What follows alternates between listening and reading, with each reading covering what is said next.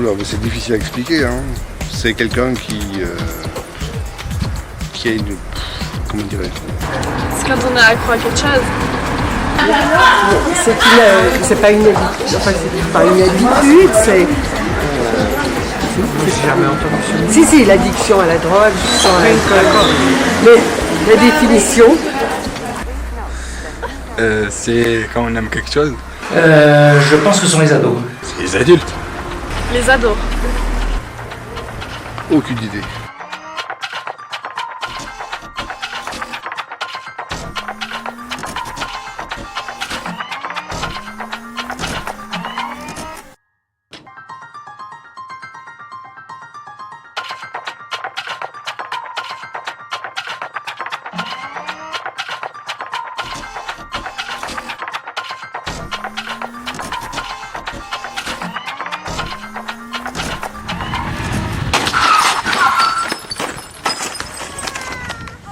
Une addiction, c'est le fait de ne pas pouvoir s'empêcher d'avoir un comportement, même si on sait que ce comportement va avoir des conséquences négatives dans sa vie. Que ce soit un comportement de consommation, prendre une substance, ou un comportement tel que aller jouer au casino ou aller jouer sur internet.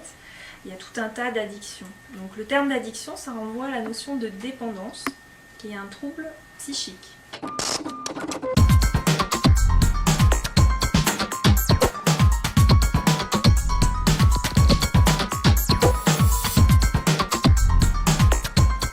Alors on voit qu'une personne est addictive, et quand c'est pas une addiction à un produit, c'est par rapport à la fréquence d'utilisation du produit ou de la pratique du sport ou autre. Donc la fréquence d'utilisation, la quantité aussi de produits utilisés, et puis au mal-être qu'il y a entre les deux moments de la prise de l'addiction. Et puis il y a souvent en même temps une rupture sociale, donc, ou familiale, ou amicale, ou amoureuse, quoi. Enfin, à un moment donné, dans la conduite addictive, on rompt un lien social, en fait. L'état d'esprit, la solitude, l'insatisfaction, un manque quelconque. Alors oui, tout à fait, une addiction a souvent des conséquences dans la vie sociale. Par exemple, le cannabis entraîne, l'usage régulier de cannabis entraîne des troubles cognitifs, c'est-à-dire perte de mémoire, difficulté d'attention, de concentration. Et donc ça a une répercussion, par exemple, quand on est scolarisé, quand on a du mal à mémoriser et à se concentrer, on a du mal à apprendre ses leçons, à faire ses devoirs. Et même quand on est en apprentissage, par exemple, on peut avoir du mal à mémoriser ou faire ce que le patron demande de faire. Les gens qui sont dépendants à l'alcool, c'est souvent source en fait de retard dans leur travail. Parfois, ils sont licenciés à cause de la consommation d'alcool, donc il y a des répercussions sociales fortes. Et puis après, c'est lié au statut de la substance. C'est-à-dire que si vous conduisez et que vous avez pris de l'alcool ou des substances illicites et que vous faites contrôler, vous avez un contrôle routier, là, il y a des conséquences sociales, pénales.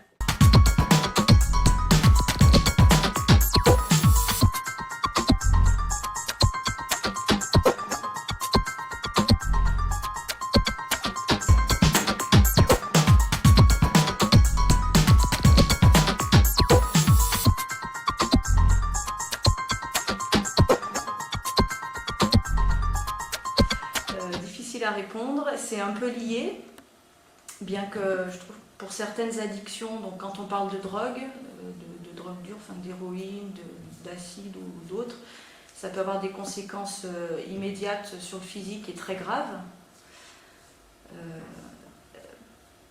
Par contre, les addictions au jeu ou au sport ou au sexe ou à autre chose qui touchent moins le corps, en fait, c'est un peu plus insidieux, mais il y a quand même toujours une conséquence physique par rapport, je sais pas, au manque de sommeil. Il y a toujours des conséquences physiques, mais maintenant la conséquence sociale, de toute façon, il y en a dans n'importe quelle addiction, il y a une conséquence sociale. Donc, je veux dire, un être humain vit. Enfin, on est des êtres humains parce qu'on a une relation sociale avec d'autres êtres humains. Donc, s'il n'y a pas plus de relation, on n'est plus franchement considéré comme être humain, enfin, entre guillemets. Hein. Donc, c'est très grave, quoi. L'envie de la découverte pour effectuer ses propres expériences. Et puis il y a le goût du risque et il y a l'effet de groupe.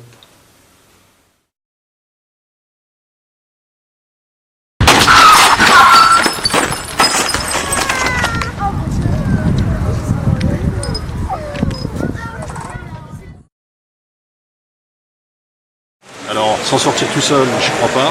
Par contre, s'en sortir avec l'entourage, la famille, aider la personne, des personnes étrangères à la famille, des médecins, des psychologues. Et puis, bien sûr, la personne elle-même, il faut qu'elle fasse de très très gros efforts sur elle-même pour se sortir de son addiction. Et on s'en sort avec de la volonté et avec de l'aide. Alors, je dirais oui, on peut s'en sortir, mais pas tout seul, quoi. Oui, avec de l'aide d'un professionnel. Le plus souvent avec l'aide conjointe